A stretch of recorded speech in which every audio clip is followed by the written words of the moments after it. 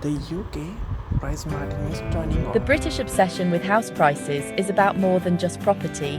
It's about security, wealth, and opportunity.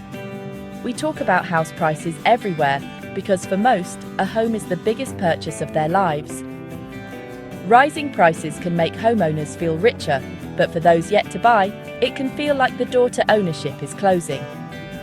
This divide shapes our politics, communities, and aspirations.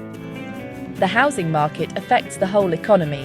When people feel wealthier, they spend more, boosting businesses from builders to retailers. But when prices stagnate or fall, spending slows and confidence drops. Understanding the housing market isn't just for experts, it's for everyone.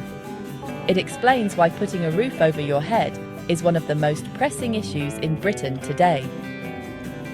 The numbers and headlines tell a story of wealth, inequality, and the power of place. That's why we pay such close attention. House prices are about more than money. They're about who gets to call a place home. And that's a story that affects us all. The UK housing market is a patchwork of local stories. From Victorian terraces in Manchester to London's high-rises, every home has its own market. Prices vary wildly. What you pay for a flat in Hackney is nothing like a house in Cornwall. Supply and demand drive everything. Too few homes and lots of buyers push prices up. The reverse brings them down. Local factors, a new school, better transport, can transform a neighbourhood overnight. National averages matter less than what's happening on your street. The market isn't one thing, it's thousands of micro-markets, each with its own rules.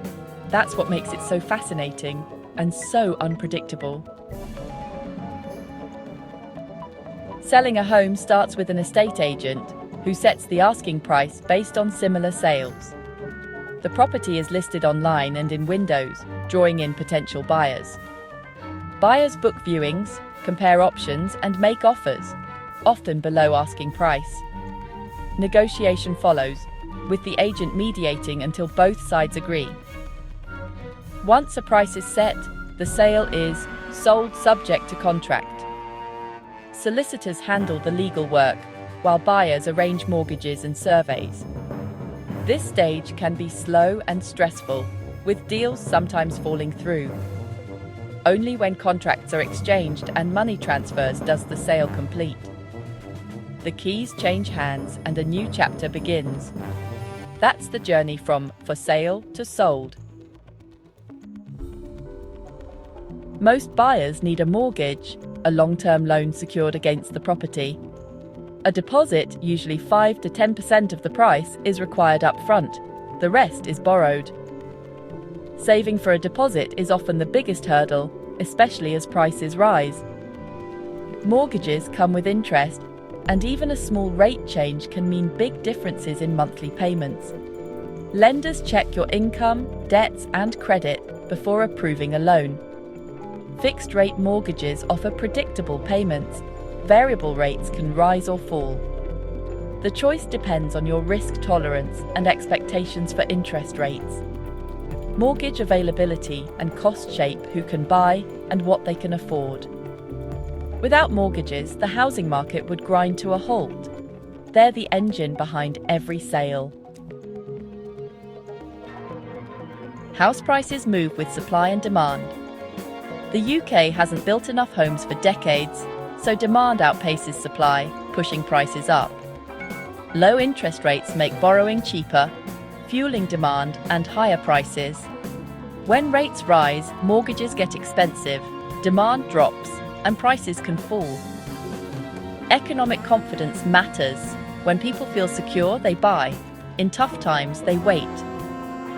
Government policies like Help to Buy or stamp duty changes can spark sudden surges or slowdowns. Every intervention has ripple effects, sometimes unintended. The market is a delicate balance of policy, money, and mood. That's why prices never stand still for long. For many, especially the young, owning a home feels out of reach. House prices have soared far faster than wages, making deposits and mortgages harder to secure. High rents make saving even tougher, trapping many in a cycle. Some rely on family help, but strict lending rules and high prices still block the way. In expensive areas, even good incomes aren't enough. This has delayed life milestones and deepened the divide between owners and renters. Generation rent is changing Britain's social fabric. Thank you for watching. The struggle for Subscribe home the ownership videos. is now one of the country's defining issues.